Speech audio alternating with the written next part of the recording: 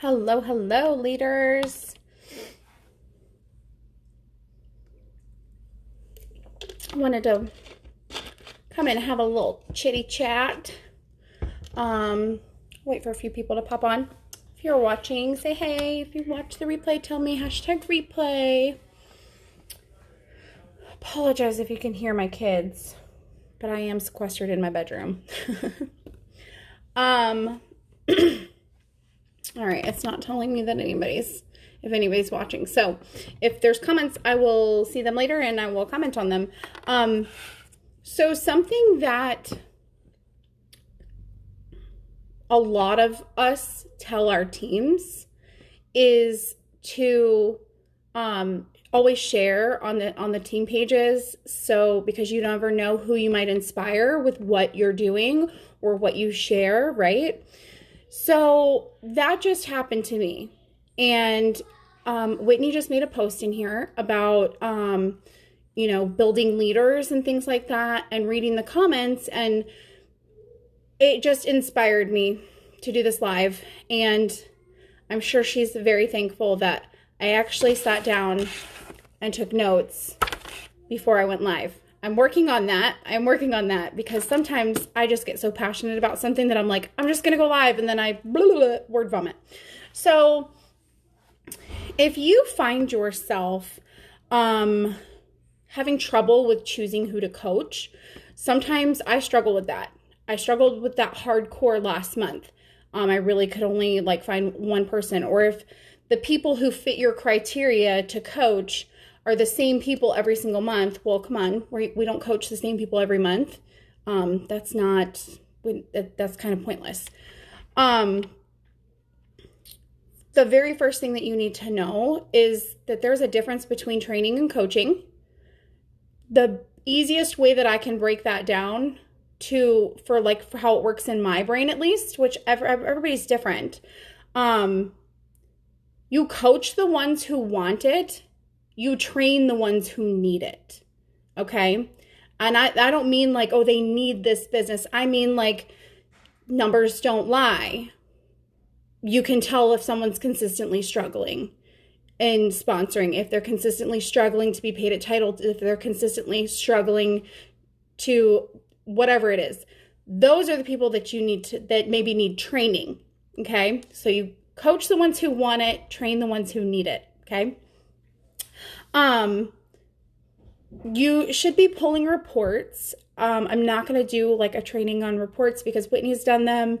I think Anya's done them. I know that's not what this is for. You should have reports that you pull to where you can very quickly identify who you're working with this month. You should.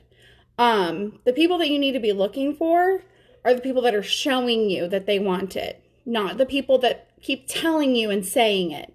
Something that Whitney is known for saying is, and now it just flew out of my head. What does she say? Don't talk about it, be about it. She said that, or maybe she just says it to me. But it's an actions speak louder than words. You can tell me all day long that you want to be a director. You can tell me all day long that you want the promotion, but your numbers don't lie. Your numbers don't show me that if you can't even get active every month, you have no business going for a promotion. I'm just being very honest. So that's someone that needs more training, in my opinion. So the people that you're wanting to look for coaching are they consistently sponsoring? Are they consistently having high PRV? And everyone's definition of high PRV is different. Anything above 500, because 500 is the minimum. We don't do the minimum in this group anywhere. None of us do. None of the directors. 500 is the minimum. So for me, high PRV to one person, high PRV might be 2,000 PRV consistently every month. To someone else, it might be 1,000 PRV every month. To someone else, it might be, 800 PRV, 300, whatever, not 300, 3,000. So if they're consistently sponsoring, they're consistently having high PRV, and this is something I look for, are they consistently contributing to my team page? Because we're supposed to be giving more than we take. I'm sorry. I have like a tickle in my throat. We're supposed to be giving more than we take. So you can have bomb PRV every month and be banging out sponsoring new recruits like it's nobody's business, like it's your job. But if you're not sharing how you're having those conversations, if you're not sharing how you've got, high PRV every month, if you're not sharing that stuff, then you're not giving more than you take. There is room for everybody at the top, and we want to help everybody get there.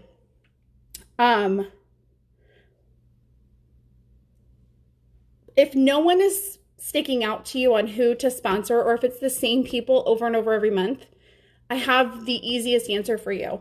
And it was like a light bulb moment for me today. Today, I was having this conversation with my husband.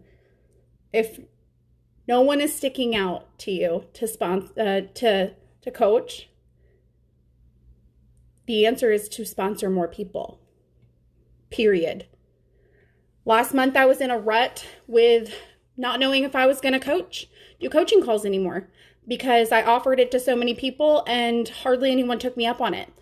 Or I coach the same people, and I just don't see any progress from them. So I try mixing up the way that I do coaching calls. I implement what I've learned in Accelerated Leader. I implement what I learned from other directors.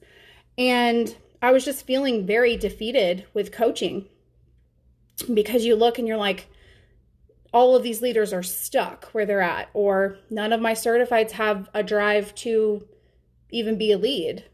And some of my certifieds have someone under them. They just have no desire to actually go the next step to lead.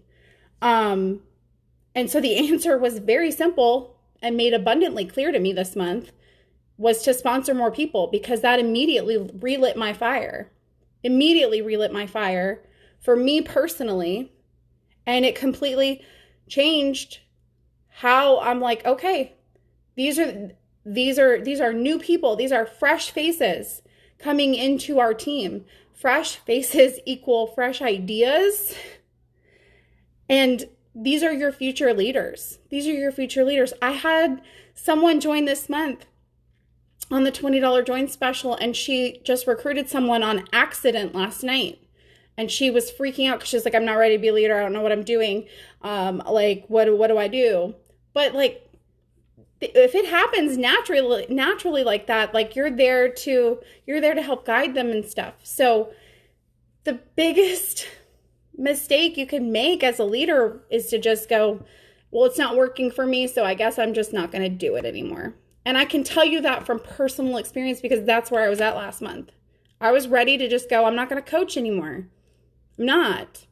Listen, sometimes we need a reality check, and it for real was like a gut check for me, just literally having a conversation with my husband today. Like last month I wanted to quit coaching people because it seemed like it wasn't working and it was just a waste of my time. And it was the same people over and over again. And there's no one new. There's no new leaders. Well, the answer to that is to sponsor more people. And if you are consistently sponsoring people, your business will naturally grow.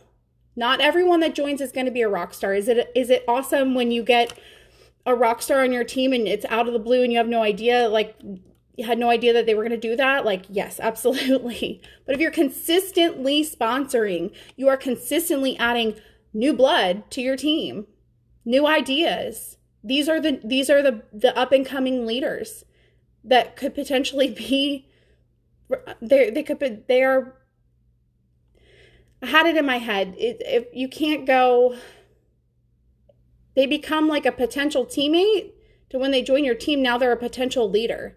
If we shift our mindset and look at it like that, not to just, yay, they joined my team and I'm done now. Like I'm going to coach them, I'm going to train them through their, shooting star and sensational start, but then I'm going to get them to certified and I'm good. Why are we stopping at certified?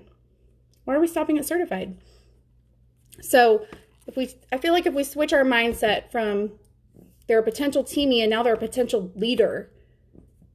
So yeah, but that was all that I wanted to say. And I know I was still a little bit all over the place. And that was with notes. So yeah, I hope you all have a great Monday and I hope everybody had a fantastic launch because it was freaking insane. So I'll talk to y'all soon. Bye.